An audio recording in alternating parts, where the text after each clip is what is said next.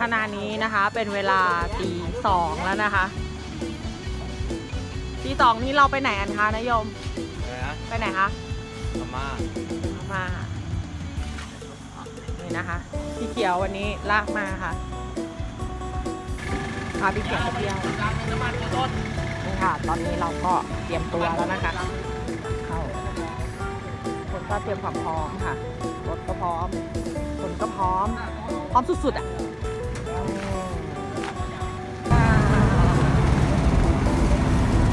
เที่ยวจ้า ไปไหนจ้า ฮะ เที่ยวไหนแล้วจ้า พม่า ไปแล้วนะคะ ไปเวียงจันทร์ เส้นทางที่เรากำลังไปนะคะขับรถชิวๆบอกแล้วลูกพี่ก็เล่นก่อนเลยนะคะ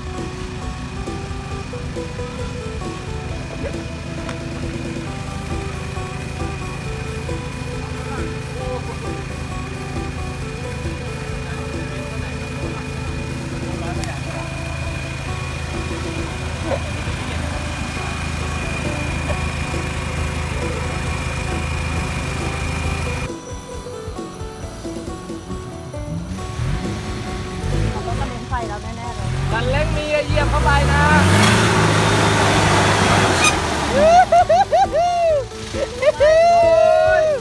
เอาไป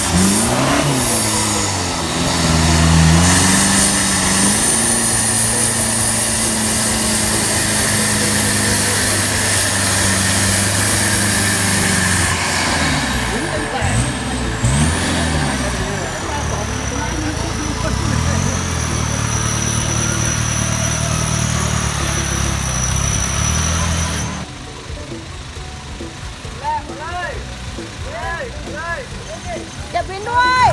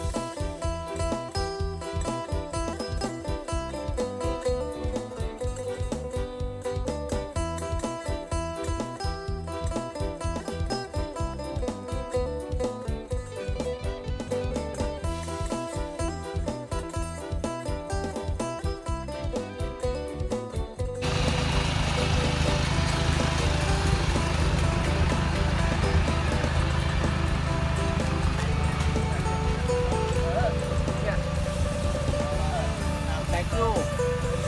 เป็นยังไง ปล่อยกระทักจะปล่อยที่ตัวไปกระชากข้างบน เอาขึ้นเถอะเอาขึ้นให้ได้เถอะพี่ไงจ๊ะสามมุม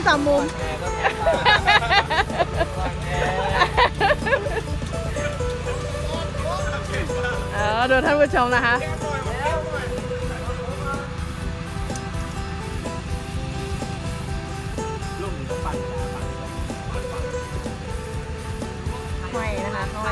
ก็ดับ หมดแล้วอ่ะรถไม่เต็มเลย รถก็ดับ ตัวตั้งไทยไม่ได้ตังจังเลยอ่ะไอ้กล้องที่ดำๆเลยเหรอ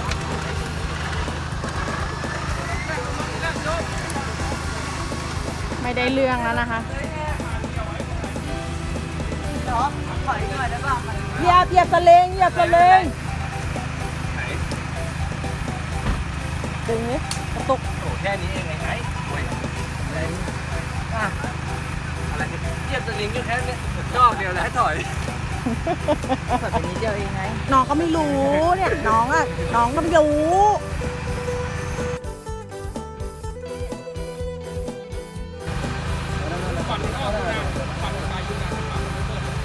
เนี่ยมันใช้ฟิวตัวเดียวกันหรือเปล่าติ๊กเลยไม่ทำงานเอาไปน้ำมันในรถขึ้นเปล่าเราดิ้นส่งด้วยเวลาดิ้นยากกว่า ทางนี้ก็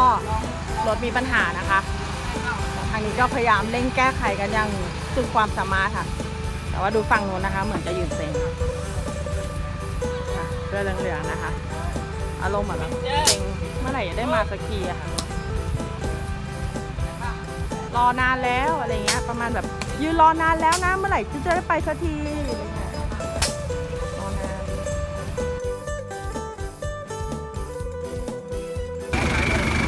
รอนาน ต้องว้าว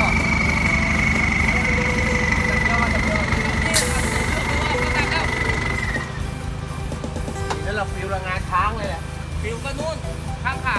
เฮ้ยเก็บสายไฟนี่ว่าคือเก็บสายไฟมาสายไฟซิ่ง งอกนะคะ งานค้างเลยบอกแล้ว ติ๊กลาป่วยนะคะ ตอนนี้ติ๊กลาป่วยไปแล้วนะคะ ติ๊กไม่ทำงาน ติ๊กบอกว่าวันนี้ติ๊กขอลาป่วยจ้า ก็ไลฟ์อะไรของเราก่อนก็ได้เลยเดี๋ยวก็ไม่ได้เรามาต่อที่ไฟมันจะเส้นนี้ผมว่ามันพ่วงกลางแล้วหลุดมันมาดับตอนขึ้นเมื่อกี้เนี่ยรีเลย์พังเปล่ารีเลย์ป่ะไอ้ช่วงที่ระหว่างพ่วงกลางเนี่ยแล้วมันหลุด ช่างเยอะนะคะช่าง ก็ไม่ทำนะครับถ้าหลุดจากติ๊กก็ทำเนี่ย ช่างก็ซ่อมไปนะจ๊ะ เราก็กินกาแฟไปจ้ะ เข้าสวิตช์อ๋อเส้นนี้มันมาจากตู้ปั๊มมา ปึ๊บเลยกาแฟ ลูกพี่ก็สอนพ่วงเข้าหากันจริงๆถ้าพ่วงเข้าหากันแล้วเนี่ยตรงนี้ที่เดียวมันใช้เส้นเหลืองเนี่ยมาเปิดติ๊กเพราะว่าตรงนี้มันเป็นรีเลย์ฉะนั้นน่ะไฟที่เข้า เชื่อหมอเรียนมาอย่าเถียงเชื่อหมอ มันต่อตรงกันเลยเวลาแรกเนี่ยแต่ทำไมมันไม่มานี่วะ ไอแดงก็ไม่ยอมนะคะ ไอแดงก็เถียง ไอดำก็บอกว่าเป็นอย่างนี้นะคะ น้ำเงินก็บอกว่าพยายามอธิบายว่ามันเป็นแบบนี้ค่ะ ที่จำจากอะไรมาเราไปนะจำจากคำสั่งต่าง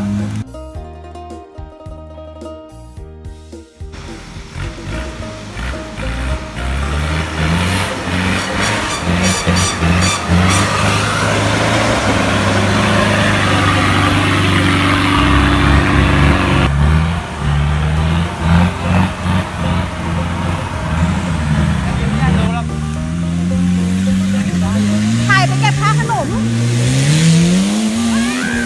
จนตา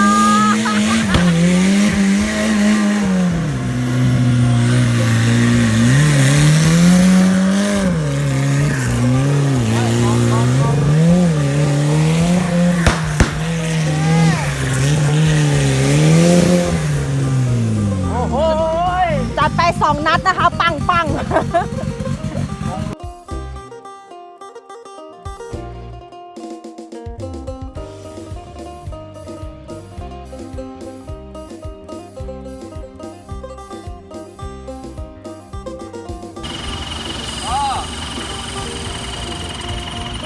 เต เล รียม ย ตัวเทคเลยนะคะเทคเลยจ้ะ เทคเลย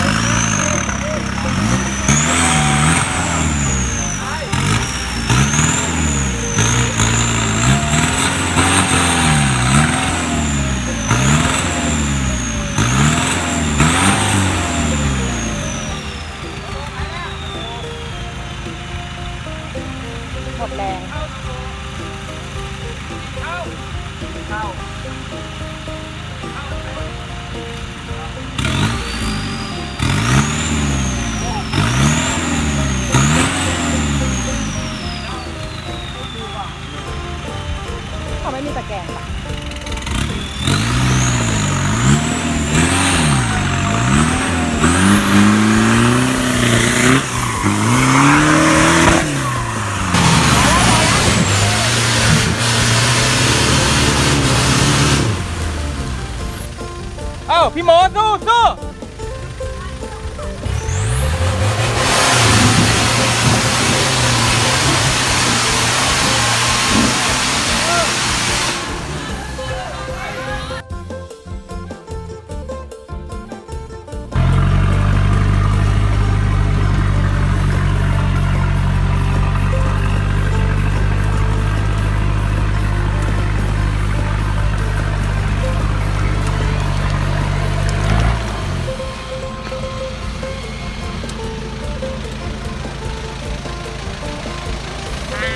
ดอกแรกก็โดนเลย จู้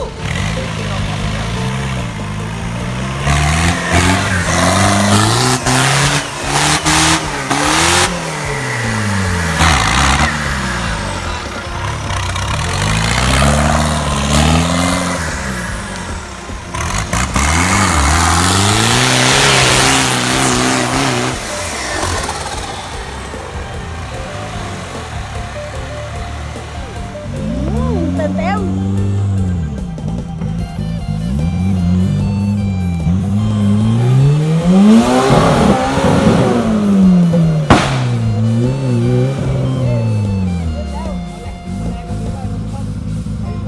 ถอยออกไปเลยถอยไปเริ่มใหม่เลยมา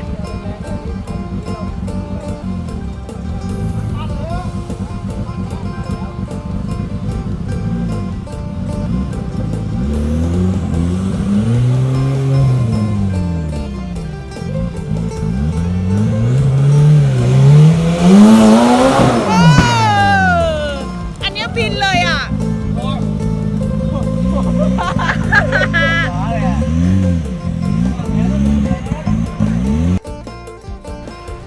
นะคะลายนี้เราต้องมาจากด้านนั้นนะคะ อันที่รถจอดเรามาวิ่งมานี้ค่ะออกมาปั๊บวันนี้เลย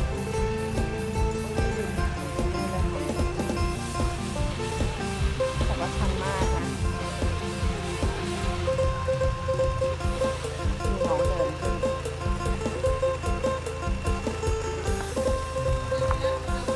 คนเดิน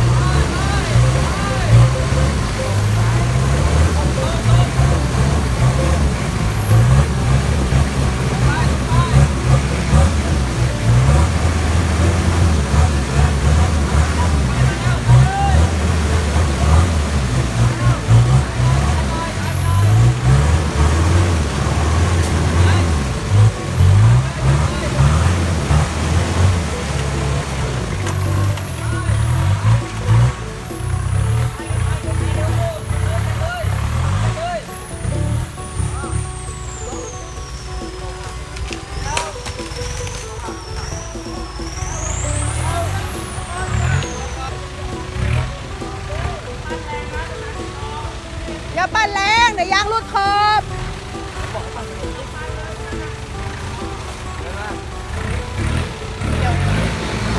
ลากวินเลย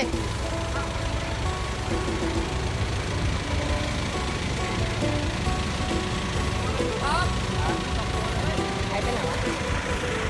ไอ้ลงมาเร็ว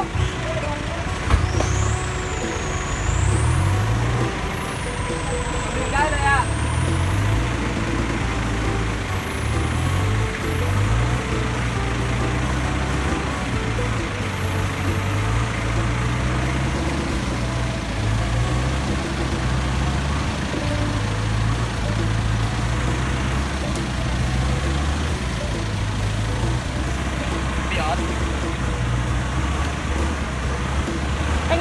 มด่านนี้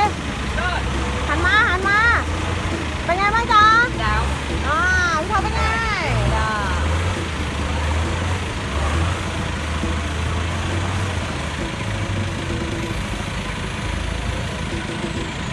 ขยันมากนะคะทริปนี้นะคะ ไม่รู้ไปกินอะไรมาบ้าพลังมากพลังเหลือล้น อ้าว ตอนนี้ดีเลยนะคะ ก็ยังมานะคะมาทำงานบ้างไม่ทำงานบ้างนะคะ หน้าให้หน้าลอยก่อนเอาเก็บตัวล่าง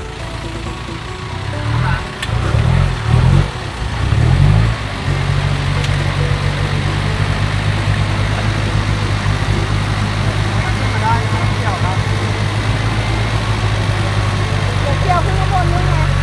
เอาขึ้นนู้น รอซ้าย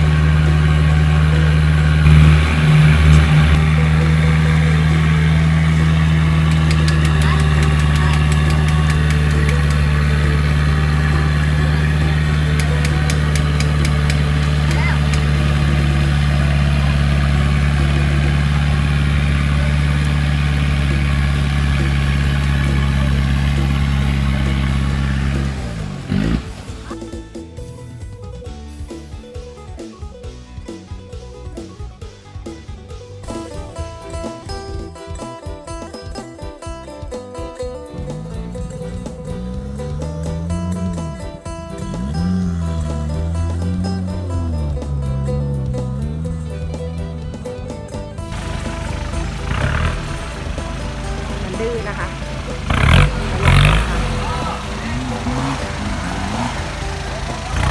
แบบนี้ค่ะก็ใช้ลบก่อนให้ก็ใช้ลบก่อนไหม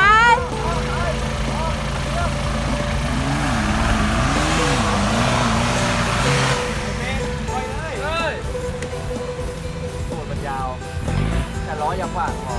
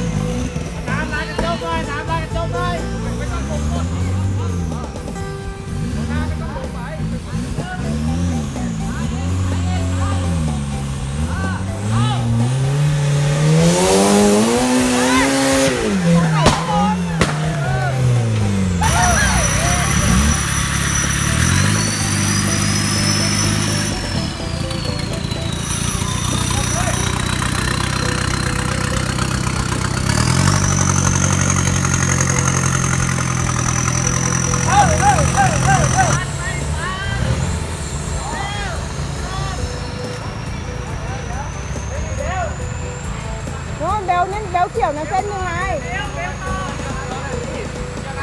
เกี่ยวหน้าโกชัยก่อนเกี่ยวหน้าโกชัยก่อนเลยแกบเวนเก็บเวนเก็บเวน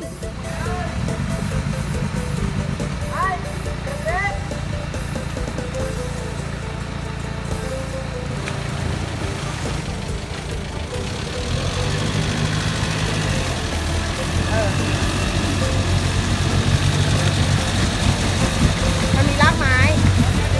พอ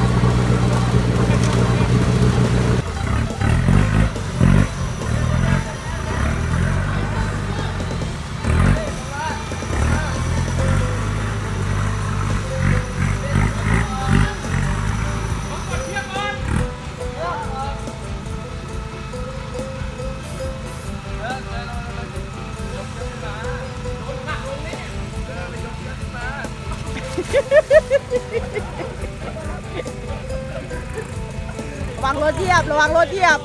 เดี๋ยวรถเหยียบ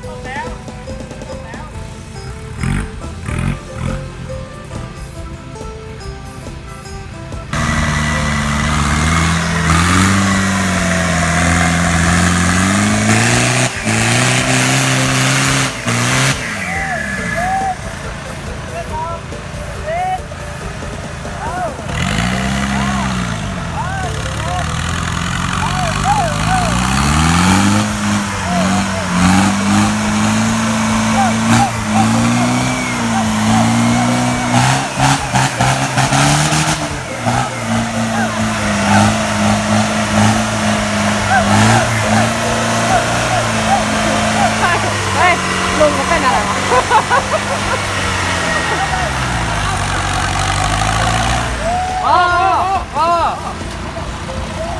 เป็นไงคะไอโอมถึงแล้วฮัลโหล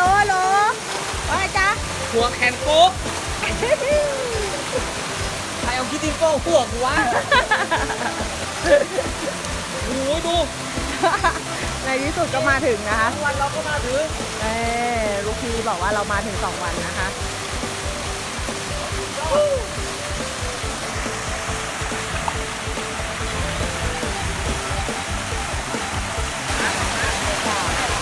บรรยากาศของน้ำตกเสียงสาวค่ะทีนี้เราก็มาถึงแล้วครับนี่นะคะทีมงานบรรยากาศว้าแต่ละคนนะคะ